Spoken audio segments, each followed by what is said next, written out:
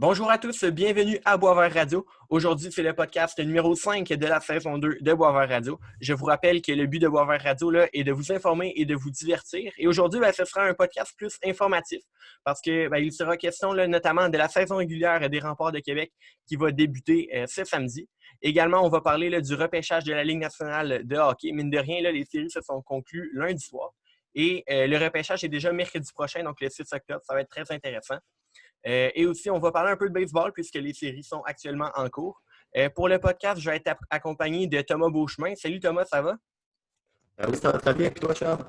Ah oui, super. Écoute, pour ceux qui ont suivi là, la saison estivale de Boisvert Radio, si Thomas vous dit quelque chose, c'est parce qu'il était chroniqueur actualité là, les jeudis lors des émissions du jeudi. Donc C'est aujourd'hui, ça. Oui, exactement. Aujourd'hui, notre invité, c'est Roby Saint-Gelais. Roby est un journaliste au Journal de Québec. Il est attitré à la couverture des Remparts de Québec. Il se définit comme un journaliste touche-à-tout, donc c'est pourquoi on va traiter également là, d'autres sujets énumérés plus tôt. Bonjour Roby, bienvenue à Boisvert Radio. Comment est-ce que ça va? Salut les gars, ça va bien? Merci de m'accueillir. Très apprécié. Ah, ça fait plaisir. Écoute, Thomas, je te laisse partir ça. Yes, parfait. Donc, je vais commencer avec la première question qu'on a prévue pour toi. Comme on l'a dit dans l'introduction, c'est Charles qui l'a dit, tu es journaliste au Journal de Québec. Tu as fait tes études à ATM à Jonquière. Pourquoi est-ce que tu as décidé d'aller dans le domaine du journaliste? Écoute, ça semblait un peu naturel pour moi, là. Mon oncle était dans le milieu. Ma cousine avait étudié aussi au cégep de Jonquière. Elle n'est plus dans le milieu, mais elle a quand même un peu travaillé là, comme journaliste. Et ça m'a toujours passionné, là. Ça m'a toujours interpellé dès la 6e année. Je faisais un peu...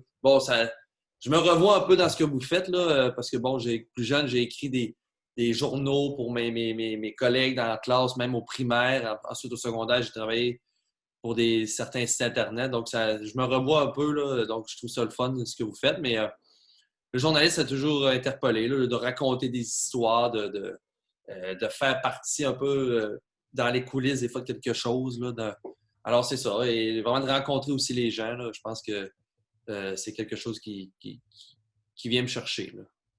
Good. Donc, comme Thomas vient de le dire, tu as fait tes études en ATM à Jonquière. Tu as été finissant, si je ne me trompe pas, en 2014.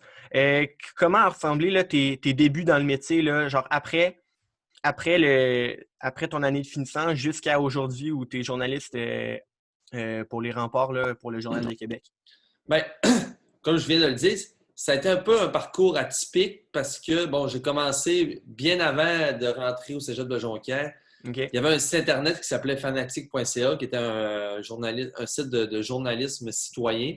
Et n'importe qui pouvait envoyer des articles de sport. C'est un site vraiment axé sur l'actualité sportive, sur les analyses, sur les chroniques, un peu de tout finalement. Et c'est vraiment là où j'ai fait mes premières niches, là, mes premiers textes. Et de fil en aiguille, je suis devenu même le rédacteur en chef du site et j'étais en secondaire 4, secondaire 5. Donc, voyez-vous, c'est même avant de basculer au cégep. Et par la suite, au cégep, le site a finalement fermé. J'ai eu d'autres opportunités. Et je me suis retrouvé à être collaborateur au Journal de Québec. Le Journal de Québec a des collaborateurs dans certaines régions du Québec pour les activités de la LSGMQ. Et à Saguenay, on prend toujours... c'est toujours un journaliste... En fait, c'est toujours un étudiant, souvent, du programme ATM parce que c'est plus facile de trouver quelqu'un là. Donc, ça fait un roulement à chaque 2-3 ans. Et je me suis retrouvé finalement à être le collaborateur pour les parties locales des Saguenay et du Chicoutimi. Donc, j'étais un peu déjà associé au Journal de Québec en étant en ATM. Et donc, j'ai continué tout au long du parcours en ATM. Et par la suite, j'ai eu une opportunité à Québec. Et depuis 5 ans, là, même depuis pratiquement 6 ans, depuis l'été 2014, je suis à Québec où je couvre les sports. Là. Tu l'as dit, là, évidemment, les remparts, c'est une grande partie de mon boulot, mais je fais un peu aussi d'autres sports. Là. C'est plus tranquille avec la pandémie, là, vous savez. On ne voyage plus ou presque plus. Donc, c'est sûr que les sports ont été arrêtés pendant de nombreuses semaines. Mais c'est ça. Donc, avec le journal, ça s'est fait naturellement là, après mon parcours en ATM. Tu dis que tu es allé à ATM. Tu viens-tu de Jonquière? Tu viens de quelle ville au Québec? Moi, je viens de Chicoutimi, là, donc c'est ça. C'était aussi facile pour moi d'aller à Jonquière parce que c'est un programme que je connaissais déjà, étant donné que j'étais natif de la région. Je n'avais pas à me déraciner comme certains. Mais c'est ça. Alors, c'était une belle aventure et j'ai encore des amis là, qui sont bons dans le milieu ou même d'autres qui ne sont pas, qui ont décidé de prendre d'autres voies, mais qui sont toujours évidemment des amitiés. Là. Oh, c'est cool. Excellent. Donc, on l'a dit, là, tu couvres les remparts pour le Journal de Québec. On ne se le cachera pas. Là, je pense que plusieurs journalistes aimeraient être à ta place présentement. Pourquoi, toi, les remparts? En tant que gars du Saguenay, pourquoi je ne sais pas si tu as décidé de couvrir les remparts, je ne sais pas si c'est le journal qui te l'a attitré, mais dans le fond, comment s'est présenté là, pour toi l'opportunité de couvrir les remparts? Ben, encore là, c'était un peu la suite des choses, là, étant donné que je faisais les Saguenayens à Chicoutimi depuis quelques années déjà. La LHJMQ, j'ai toujours suivi la LHJMQ. Au journal, on a toujours couvert le hockey junior de façon approfondie. Ouais. Et bon, il y avait, quand je suis arrivé à Québec, il y avait encore il y avait Mario Morissette qui a couvert les remparts pendant longtemps. Il y a eu Gilles Moffett, il y avait Kevin Dubé, et qui est encore là d'ailleurs, mon collègue avec qui je partage le boulot. Mais ça s'est fait naturellement en remplacement parce que j'avais fait les Saguenay, parce que j'étais intéressé par la LHJMQ. Et là, ensuite, il y a eu des départs, des retraites, et voilà que là, depuis 2-3 ans, c'est depuis 2 ans officiellement, là, 2-3 ans que je fais les remparts et l'hockey junior là, durant la saison hivernale, disons. Là.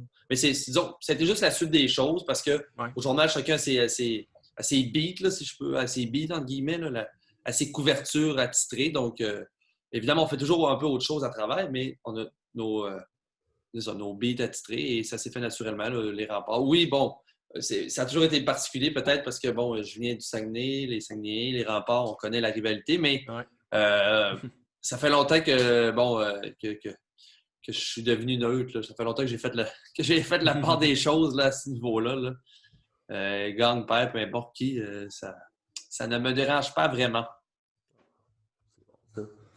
Sinon, en tant que journaliste, c'est quoi qui a été la plus belle expérience depuis que tu es dans ce métier-là?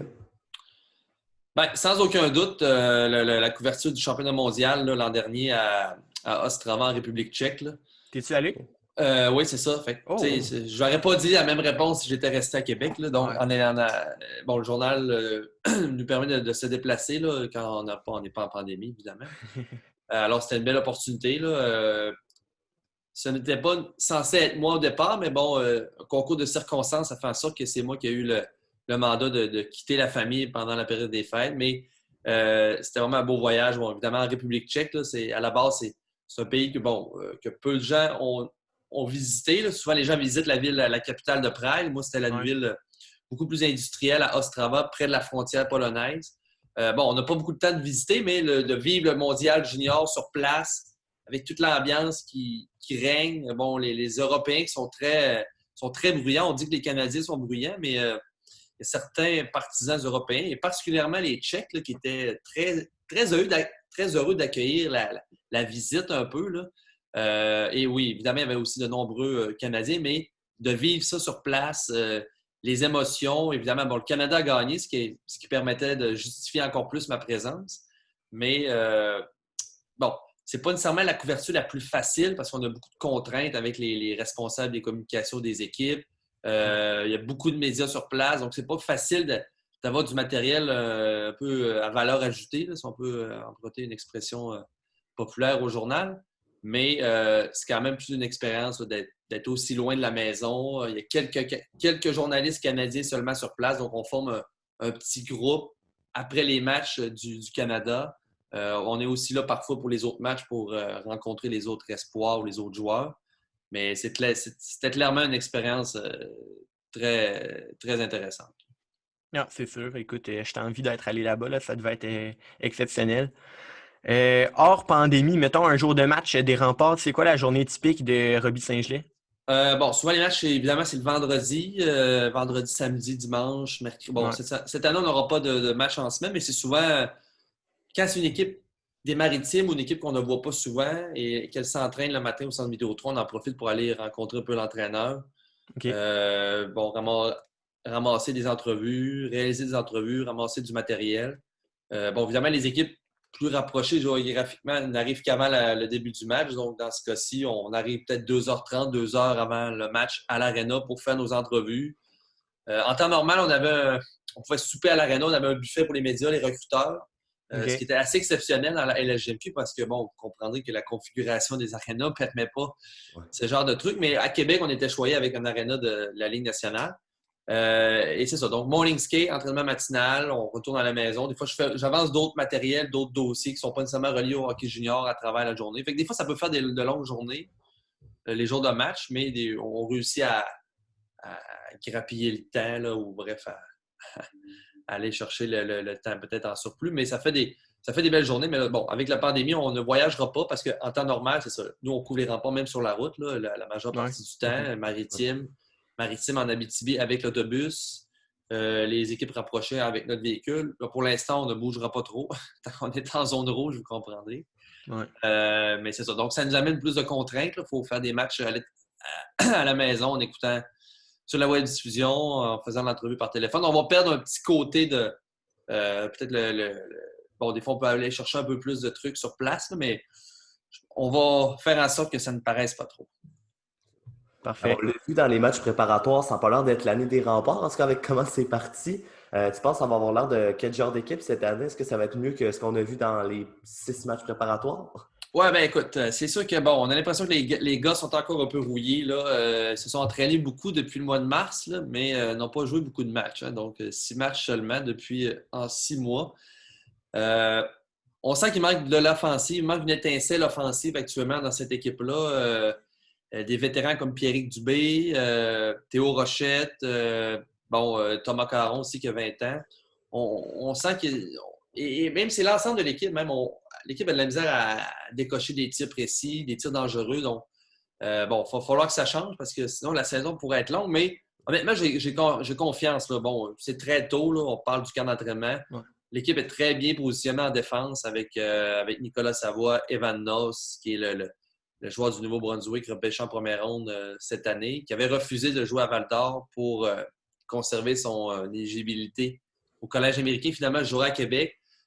Donc, la brigade défensive est solide. C'est l'attaque. Bon, peut-être un petit point d'interrogation actuellement. Il faut rappeler quand même que l'équipe manque encore certains éléments. Je pense que votre question viendra peut-être à ce sujet sur les Européens. Oui. Mais et devant le filet, Thomas Sigouin, un gardien de 20 ans qui n'a pas vu beaucoup d'action en carrière avec Sherbrooke notamment.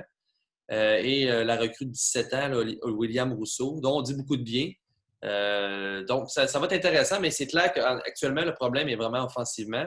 Et le fait de jouer seulement des matchs dans sa division, chaque soir, donc, il y aura une équipe. Bon, évidemment, les équipes ne seront pas toujours en action en même temps, mais il y aura trois équipes qui l'emporteront. Donc, il y aura toujours 3 équipes qui grimperont au classement dans la même division. Ouais. Donc, ça va peut-être. Les cartes seront peut-être jouées différemment là, aux périodes des transactions, mais ça va aussi créer beaucoup de rivalité, là, beaucoup d'intensité, de hargne sur l'attelage. J'ai l'impression que les équipes se seront vues plusieurs fois après à peine quelques semaines. Beaucoup de matchs de 4 points à venir. Là. Exact. Ouais. C'est le terme que je cherchais. Beaucoup de matchs de 4 points. Évidemment que la division va quand même être féroce. Je continue encore une très bonne équipe. Victoriaville et Shawinigan aussi. Je dirais que Québec va être un peu avec eux dans ce platon-là. Bécomo, Rimouski, peut-être un peu plus difficile pour eux. Rimouski, quoique, dans le cas de Rimouski, il pourrait peut-être compter sur le retour d'Alexis Lafrenière. Alors que c'était pas peut-être le plan, on verra dans ce cas-ci. Ça pourrait quand même changer la donne là, pour l'équipe. Là. Good. Si on regarde là, en profondeur l'alignement des remparts, on compte quand même 8 recrues. Plusieurs joueurs nés en 2002 ou en 2003, donc des joueurs de 18-17 ans. Donc, c'est une équipe très, très jeune. Donc, j'imagine, est-ce que c'est réaliste d'avoir des attentes élevées envers cette équipe-là? L'année des remparts, la grosse année, il faut se le dire, ça va être l'année prochaine. L'équipe vise la Coupe Memorial, vise d'accueillir le tournoi de la Coupe Memorial à Québec, au Centre Vidéotron. Certains joueurs comme Rochette aura 19 ans, Malatesta aura 18 ans. Donc, l'équipe va être à maturité. Le problème actuellement, vous le savez, là, les joueurs européens ne sont toujours pas autorisés à entrer au pays. Donc, les joueurs sont privés notamment de leur Finlandais, Marjola, un joueur de 17 ans, gros potentiel offensif selon l'organisation des remparts, ainsi que le défenseur Saivonen. Donc, c'est 2 joueurs quand même importants là, dans l'équipe qui manquent actuellement. 2 trous. Et évidemment, qu'actuellement, on ne peut pas les combler parce que, l'alignement était fait en conséquence qu'ils joueraient dans l'année. Donc, j'ai même, c'est ça. Donc, c'est au fédéral de dire oui aux joueurs européens. Mais bon, c'est un peu compliqué et on comprend qu'ils ont d'autres chats à fouetter. Certains joueurs, bon, je parlais de Thomas Caron, 20 ans. C'est pas le joueur le plus offensif, mais ça va être un très bon leader pour l'équipe. Un gars comme Gabriel Montreuil, c'est sa 3e saison complète, mais il avait même joué des matchs à 16 ans. Donc, lui aussi là, devra élever son jeu d'un cran. Il devra montrer qu'il est capable d'amener de l'offensive, ce qui n'a pas toujours été le cas avec Montreuil dans les dernières années. Moi, j'ai bien hâte de voir Nathan Gaucher. Gaucher, 17 ans, mais un gars de 6 pieds 3. 6 pieds 2, 6 pieds 3, là, j'échappe peut-être sa mensuration exacte. Bon, écoutez, 6 pieds 3, près de 200 livres. Imaginez, il n'a que 17 ans.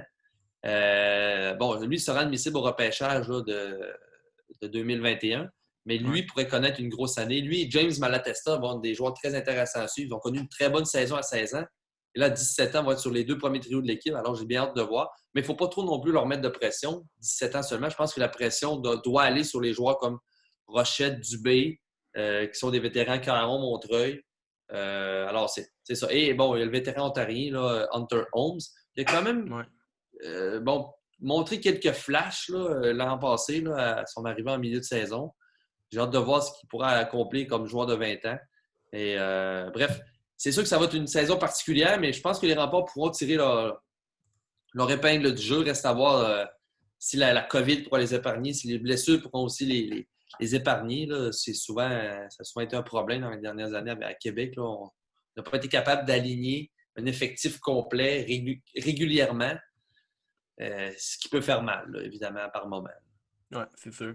Écoute, t'en as glissé un mot tantôt. Evan Knowles, premier choix, 5e overall là, au dernier repêchage de la GMQ. Va jouer sur son année de 17 ans cette année parce que, comme tu l'as mentionné également, là, il a décidé de ne pas joindre au Foreurs de Val-d'Or lors de son année de 16 ans. À quoi est-ce qu'on peut s'attendre de lui cette année? Ben écoute, à date, là, de ce qu'on a vu et de ce que j'ai vu, c'est vraiment un gars qui transporte bien la rondelle, une bonne première passe. On le sent très à l'aise sur la glace. Il n'a pas l'air d'un gars de 17 ans. Et ça paraît qu'il a joué l'an passé avec le circuit junior américain. Mm-hmm. Donc, c'est une recrue, mais c'est une fausse recrue parce que la USHL, là, c'est le même niveau que la LSGMQ, les mêmes âges. Donc, il connaît le calibre. Je pense que ça a apparu dans les matchs hors concours. On le sent déjà très à l'aise. Je sais que Patrick Roy le voyait comme un corps arrière sur l'avantage numérique. Bon, pour l'instant, l'offensive, comme je l'ai dit, manque un peu. C'est sûr que son apport va être important là, sur le jeu de puissance. Mais même en défensive aussi, c'est un gars qui semble assez complet. Là. Bon, c'est pas un défenseur, c'est un défenseur qui se considère lui-même two-way, bon dans les deux sens de la patinoire, si on peut emprunter un bon vieux cliché. Donc, oui, j'ai hâte de voir non. C'est sûr, c'est une grosse acquisition pour les Remparts là, en défense. Il n'y a pas de doute. C'est sûr. Selon toi, tu penses que ça va être qui le gros joueur là, cette année, là, le joueur vedette? Là? Est-ce que tu penses à Théo Rochette ou d'autres? C'est le plus populaire que je connais personnellement, parce que je ne connais pas trop l'équipe encore cette année. Là. Ben écoute, Rochette, c'est sûr que lui, bon, il va te repêcher dans la semaine prochaine, possiblement. Là. C'est sûr que lui, bon, c'est quand même un choix il a été repêché au 7e rang, là, rappelons-le, par les Saguenay. Mm-hmm. Non, en fait, oui, c'est ça, par les Saguenay. L'an passé, bon, une mononucléose, ça l'avait ralenti un peu, mais cette année, là, je pense que pas d'excuse dans son cas. Là, il doit livrer la marchandise et Patrick le voit comme son centre de premier trio. Donc, à ce moment-là, c'est sûr, il aura de grosses responsabilités. Je pense que c'est lui qui peut transporter l'équipe. Mais même, je ne veux pas mettre de pression, mais c'est sûr que Malatesta, avec ce qu'il a montré l'an dernier, même s'il n'a que 17 ans cette année, pourra aussi accomplir de belles choses. Un sent peut-être un peu plus, disons, on sent qu'il y a de la misère à prendre son envol actuellement au camp d'entraînement. Je ne sentais pas que c'était le même Malatesta que l'an passé, mais j'ai l'impression que c'est un joueur dont la motivation va venir d'elle-même. Au cours des prochaines semaines ou dès le premier match là, en fin de semaine. Mais c'est clair que, bon, sans spectateurs, il y a peut-être certains joueurs qui vont, sans ralentir la cadence, mais bon, certains joueurs carburent vraiment à la foule, à l'énergie de la foule. Là, sans spectateurs, ça pourrait avoir un impact dans les performances. Il ne faut pas se le cacher que c'est assez particulier, disons, au centre Vidéotron. Bon, parce que c'est le seul endroit où j'ai le droit de mettre les pieds, mais c'est assez particulier de voir que ça joue. Pas d'ambiance. Oui, il y a des effets sonores, mais c'est très écho. C'est ça. Bon, peut-être que par moment, ça pourrait baisser la motivation des gars. Là. Et écoute, il va falloir les excuser, là, parce que je veux dire, c'est pas toujours évident. Oui, c'est sûr. Repêchage européen, tu en as glissé un petit mot tantôt. Les 2 Finlandais qui ont été repêchés, Viljami Marjala et Apo Sivonen, n'ont toujours pas rejoint l'équipe, bien entendu, en raison là, des restrictions sur les voyages. leur arrivée là, va être avec un peu de retard. Est-ce que tu peux nous dire quelque chose là, à ce sujet-là? Est-ce que le dossier avance? Est-ce que tu as des informations là-dessus? Ben écoute, ce matin dans le journal, là, c'est ce qui était écrit, là, c'est que le dossier avance tranquillement. Est-ce que c'est correct l'écran? J'ai l'impression que l'écran ne m'apparaît pas. C'est correct? Oui, c'est correct. Bon, Oui. on voit. Parfait, excusez. Écoute, le dossier avance vraiment à pas de tortue et c'est vraiment géré par le gouvernement fédéral, l'Agence de santé publique du Canada, Immigration, Citoyenneté Canada aussi, donc réfugiés, bref. La LGMQ ne peut pas faire plus actuellement qu'attendre. Okay. C'est malheureux pour les équipes, mais on sent que le fédéral, l'Agence de santé publique et les ministères concernés ont d'autres chats à fouetter. C'est clair que ce n'est pas une priorité actuellement, la LGMQ. Et c'est surtout aussi la seule ligue actuelle au pays qui joue dans le junior majeur. Donc peut-être que ça, pas que ça met les freins, mais disons que ça n'aide pas. J'ai l'impression que ça n'aide pas la cause. Là. Parce que, bon, dans le cas de la Ligue de l'Ontario et la Ligue de l'Ouest vont commencer au mois de décembre. Ouais. Peut-être qu'à ce moment-là, il y aura, ben, en tout cas, espérons que ça se règle avant décembre, mais peut-être que si jamais ça se prolonge jusqu'à là, peut-être que là, ça pourrait accélérer les choses. Mais bon, c'est ça. Ça avance pas vraiment. Tu en as parlé un peu tantôt que c'est vraiment spécial l'ambiance au centre Vidéotron, on le sait, avec aucun spectateur, juste les joueurs. Ça a l'air de quoi? Je veux dire, est-ce que ça ressemble un peu à ce qu'on voyait avec la NHL? Je veux dire, les gradins vides, j'imagine que ça doit être le port du masque obligatoire là, à cause des histoires de pandémie. Puis, c'est comment en ce moment? Là? Est-ce que tu aimes mieux ça ou est-ce que tu aimes mieux quand il y a des partisans, par exemple? Ben là, c'est clair que c'est mieux que des partisans. ça se pose pas. Comme non, c'est clair, c'est indéniable. Le seul avantage qu'on a cette saison, c'est que plutôt qu'être au 7e étage, sur la vraie galerie de presse, on nous a descendu au niveau 300 sur les petites tables qui ceinturent, les couloirs du centre Vidéotron. Donc, ça nous permet d'avoir une meilleure vue sur l'action. Parce que, bon, même avec les spectateurs, parfois au 7e étage, on a l'impression de moins connecter avec l'ambiance et moins connecter avec ce qui se passe. Mais là, en étant au moins au 3e étage, ça nous permet de vraiment être dans l'action, même s'il n'y a pas de spectateurs. C'est sûr que là, on entend un peu tout ce qui se passe sur la glace, des arbitres, les entraîneurs. Mais sinon, pour nous, c'est quasiment d'un côté, c'est un bel avantage à Québec, mais pour les joueurs, et oui, il faut porter le masque. Il n'y a aucune concession, il n'y a rien n'est offert. Mais au moins, pour le travail, on peut faire nos entrevues. Je veux dire, pour le travail, ça n'a pratiquement pas changé. Là. OK, parfait. C'est bon. Parlons là, du repêchage de la LNH. Comme je l'ai mentionné tantôt, c'est déjà mercredi prochain. Donc, au moment d'enregistrer, là, c'est dans exactement une semaine. Au moment que vous allez écouter le podcast, ça va être dans 6 jours.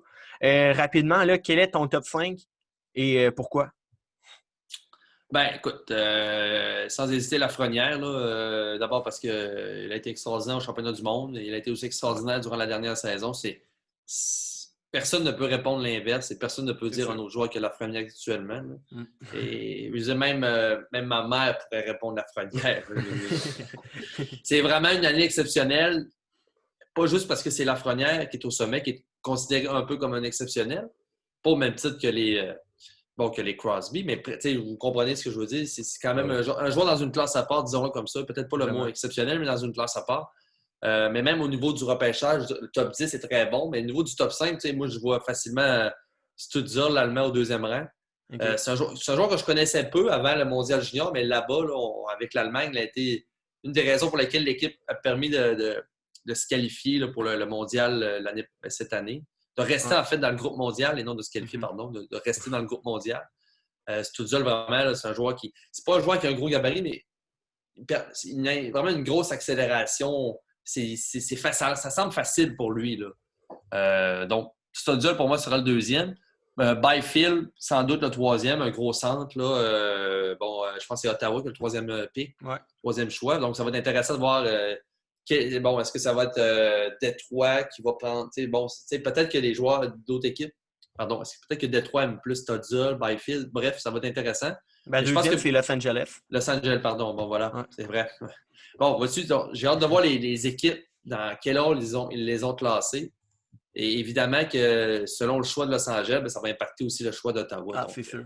Peu importe, ces équipes-là vont avoir d'excellents joueurs.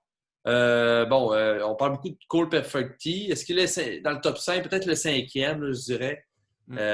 Bon joueur, petit joueur, pas un très gros gabarit. Là. Peut-être un style à la Caulfield, là, surtout au niveau du gabarit, mais un joueur qui décoche aussi rapidement. Là, se déplace bien. Mais le défenseur Drysdale aussi devrait être dans le top 5, là, selon moi. Là. Lui aussi est une belle surprise au Mondial Junior l'an dernier, avec 17 ans. Et a contribué surtout en demi-finale là, à la victoire du Canada. Donc, je pense que ça peut être le top 5. Il y a d'autres excellents joueurs dans ce groupe-là. On parle notamment du Suédois là, Alexander Holtz. Très bon aussi. Lui aussi pourrait sortir dans le top 5. Donc, ça va vraiment être très intéressant à suivre. On a tous hâte parce que, bon, ça fait longtemps qu'on parle de ces joueurs-là. On parle de ces joueurs-là depuis pratiquement 1 an et même plus. Normalement, le repêchage est au mois de juin. Là, ce qui est un peu dommage, c'est que le repêchage va être au mois d'octobre. On ne saura pas à quel moment ces joueurs-là vont vivre leur premier camp d'entraînement. Donc, en tout cas, en espérant que ça soit le plus tôt que tard, mais on ne le sait pas. Good. Je t'invite à aller regarder dans ta boule de cristal. Là, quel joueur le Canadien va prendre au 16e rang? Oh, ça, c'est une bonne question. Bon, écoutez, il y en a beaucoup. Hein. Ben, je veux dire, encore là, j'aime pas ce genre de prédiction-là parce qu'il y a tellement de facteurs et d'impondérables qui peuvent survenir. J'ose espérer qu'ils prendront un joueur, le bon choix pour les besoins de l'équipe en ce moment. Il y a quand même certains joueurs au Québec qui pourraient être intéressants. Là. Je pense notamment à Dawson Mercer qui joue avec les Saguenay-Chicoutimi. Lui aussi, d'ailleurs, a fait partie du Canada Junior, mais c'est surtout Mercer, un joueur de qualité sur la glace, un joueur qui peut transformer quand même un match là, par moment, mais surtout un très bon individu. Et ça peut être intéressant aussi. C'est bien beau le meilleur joueur, mais parfois, là, l'attitude ou l'état d'esprit, certains dérangent ou nuisent au succès d'une équipe. Dans le cas de Mercer, je peux vous garantir que vous allez être servi là, en termes de gentleman et en termes de joueur qui vraiment fait passer l'équipe en premier. Écoute, personnellement, je pense que j'aimerais Mercer parce que c'est un joueur qu'on connaît. Et c'est un joueur qui est bon, mais écoute, tellement de joueurs intéressants. Je veux dire, est-ce que, tu sais, on parlait de. Bon, tu sais, Jack Quinn à Ottawa va-t-il être disponible? Bon, évidemment, top 10, peut-être plus dans son cas, mais Jake Sanderson, qui est un excellent défenseur avec le programme américain des moins de 18 ans.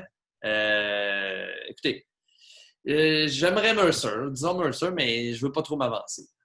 OK. Tu es aussi un passionné de baseball, en tout cas, à ce qu'on sait de toi. En ce moment, les Blue Jays, au moment où est-ce qu'on tourne, c'est 1-0 la série pour Tampa Bay contre les Reds. C'est un 2-3, c'est comme les wild cards. En ce moment, il y a différents types de séries.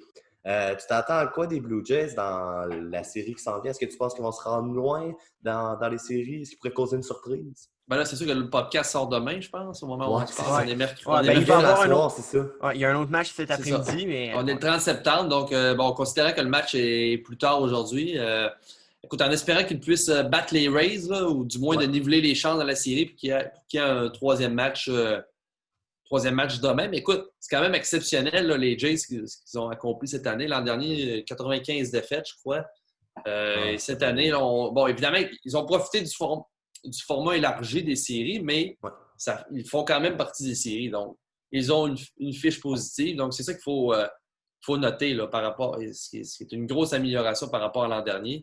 Il y a encore de très jeunes joueurs dans cette organisation-là. Vladimir Guerrero Jr. le premier, Kevin Biggio, Bo Bichette. Et ce sont des joueurs qui ont continué à bien progresser cette année. Bon, Bichette a été blessé à un moment donné dans l'année, mais ce qui est intéressant, c'est que les autres joueurs ont pris la relève. Hernandez, Gritshot, qui est intéressant aussi. Et là, j'oublie le nom du joueur qui est actuellement blessé, mais en fait, il a frappé hier un frappeur, le joueur qui fait des... Bref, j'ai oublié son nom. Mais Guerrero Junior, on fait de même.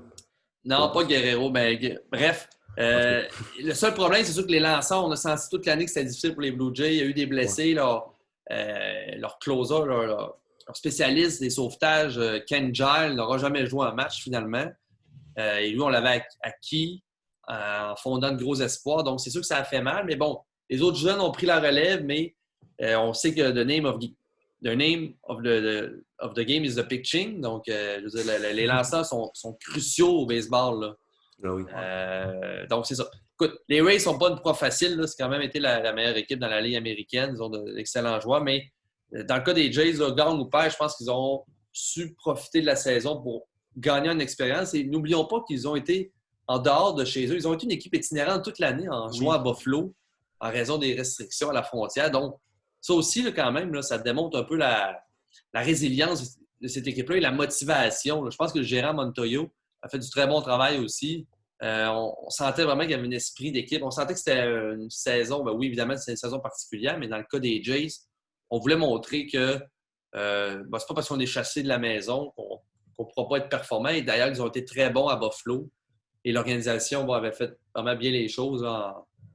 Les joueurs vraiment avaient l'impression de se sentir à Toronto. Donc, écoute, en espérant, mais ça ne sera pas facile. Là. Même si les Jays devaient gagner, pas l'impression que le parcours soit quand même très long là, par la suite. Là.